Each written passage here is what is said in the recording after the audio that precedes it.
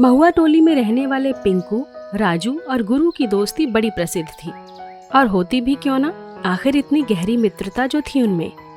तीनों एक से बढ़कर एक थे मूर्खता में। गुरु अपने आप को सबका गुरु समझता था। एक दिन दोपहर की चिलचिलाती धूप में तीनों घूमने निकले। जब धूप और गर्मी उनकी सहन शक्ति से बाहर हो गई, तब वो तीनों नदी के किनारे एक पेड़ के नीचे बैठ गए। मित्र, आज इतनी गर्मी है कि पेड़ के नीचे आकर ऐसा लग रहा है कि मानो हम तीनों स्वर्ग में आ गए हों। यार, हम लोग सचमुच स्वर्ग में आ गए हैं क्या? जब गुरु कह रहा है कि हम स्वर्ग में आ गए, तो सचमुच का स्वर्ग से क्या मतलब है तुम्हारा? बुड़बक हो क्या तुम? इन तीनों की बेवकूफ़ी से भरी बातों को सुनकर कालिया ने आंखें खोली। दरअसल कालिया पहले से उस पेड़ के नीचे बैठकर आराम फरमा रहा था। शहर जाते हुए धूप से बचने के लिए भाई, गर्मी तो इतनी है कि नदी में भी आग लग जाए। ऐसा मत बोलो यार, किसी का बुरा नहीं सोचना चाहिए। यदि नदी में आग लग जाएगी तो बेचारी सारी मछलियां कहाँ जाएगी? अरे भाई, निश्चिंत रहो तुम, इतनी चिंता क्यों करते हो? यदि नदी में आग लग भी गई तो सारी मछलियां झट से पेड़ पर चढ़ जाएंगी और सब अपनी अपनी जान बचा लेंगी। चुप हो जाओ सब। मैं अब तक तुम सबकी बकवास सुन रहा था। क्या तुम लोग इतना भी नहीं जानते कि मछलियां गाय भैंसे थोड़ी हैं जो नदी में आग लगने पर भाग भाग कर पेड़ पर चढ़ जाएंगी? बेचारी सब की सब मछलियां मारी जाएंगी। इन सारी बातों से दुखी होकर तीनों दोस्त वहीं सो गए। कालिया इन तीनों की मूर्खतापूर्ण बातें सुनकर दुविधा में पड़ गया। ये मूर्ख हैं, मैं इनसे दोस्ती कर लूं क्या? फिर इन्हें अपने साथ शहर ले जाकर अपना काम करवाऊंगा। मैं खुद मालिक रहूंगा और इन्हें नौकर बनाकर मजदूरी दे दिया करूंगा। लेकिन आखिर शहर चलने के लिए मैं इन्हें राजी कैसे करूं? कालिया उन तीनों के जागने का इंतजार करने लगा। जब वो तीनों उठे तो उसने कहा, मैं इतनी देर से आप लोगों के साथ हूँ। मुझे आप तीनों की मित्रता देखकर बड़ा अच्छा लगा। आप मुझे भी अपनी इस मित्र मंडली में शामिल कर लो। मेरे पास आप लोगों के लिए एक बहुत अच्छा ऑफर भी है। कैसा ऑफर? मैं शहर जा रहा हूँ। वहाँ मेरे पास कुल 10 गाय भैंसे हैं। हम चारों मिलकर दूध का धंधा कर लेंगे और आराम से शहर में रहकर आगे का जीवन गुजारेंगे।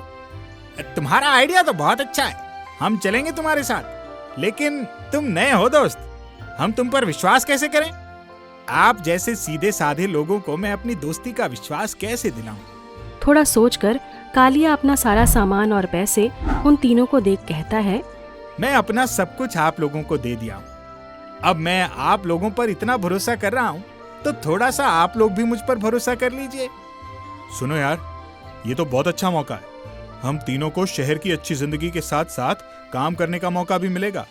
बेकार होने की वजह से गांव में सबकी बातें सुननी पड़ती है। हमें लोग कितना ताना देते हैं। अच्छे से विचार करने के बाद सब खुश होकर उसकी बात मान गए और उसके साथ वो तीनों भी शहर आ गए।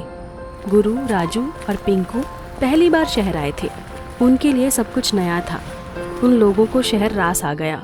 वो सब वहाँ खुशी खुशी रहने लगे और गाय भैंसों की मन लगाकर सेवा करने लगे। कुछ दिनों में ही कालिया का दूध का धंधा काफी बढ़ गया। अब उसे मेहनत भी नहीं करनी पड़ती।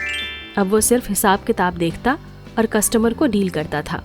इस धंधे में कालिया का एक प्रतिद्वंदी था रामदीन। एक दिन वो उसे रास्ते में मिला।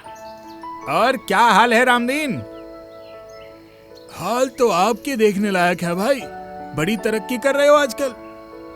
मेरे धंधे पर नजर मत डालना। मैंने सुना है कि आपने कई लोगों को काम पर रख लिया है। ये नहीं सुना क्या कि हम 4 लोग मिलकर धंधे को बहुत फैला रहे हैं? अब तो इस धंधे में तुम अपने दिन गिनना शुरू कर दो। मैं भला दिन क्यों गिनूं? आप भी कमाओ खाओ और मुझे भी कमाने खाने दो।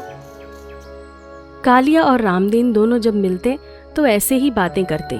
कभी एक दूसरे को नीचा दिखाते तो कभी मन ही मन एक दूसरे से द्वेष पाल लेते और दुश्मन बन बैठते।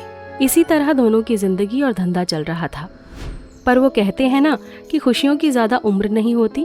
थोड़े समय बाद ही कालिया की गाय बीमार होने लगी और दूध भी कम देने लगी। एक दिन फिर रामदीन मिल गया उसे। तुमने सचमुच मेरे पशुओं को नजर लगा दी क्या? मेरे ग्राहकों को दूध कम पड़ने लगा है। मैं क्यों नजर लगाऊंगा भला? मुझे तो लगता है कि आपके वो तीनों मूर्ख दोस्तों ने आपके पशुओं की कुछ ज्यादा ही देखभाल कर ली। ये सुनकर कालिया का दिमाग ठनका। उसे याद आया कि वो तो मूर्ख है, उन्हें तो पशुओं के चारे, कुन्नी और पानी की मात्रा भी नहीं मालूम। जब उसने खुद जाकर देखा तो वो चौंक गया। ये तुम लोग क्या कर रहे हो? सेवा? पशुओं की सेवा ऐसे करते हैं क्या? गाय हमारी माता है और भैंस मौसी। माँ और मौसी की सेवा तो ऐसे ही करनी चाहिए ना। किसी ने सच ही कहा है कि 4 मूर्ख दोस्तों से अच्छा एक बुद्धिमान दुश्मन होता है, जो जाने अनजाने में सही राह दिखा देता है, जैसे रामदीन। जब पूरी खुराक ही नहीं मिल रही थी तो गाय बेचारी कितना दूध देती। कालिया ने अपने पशुओं का चारा सुधारा। धीरे धीरे सब कुछ पहले जैसा हो गया।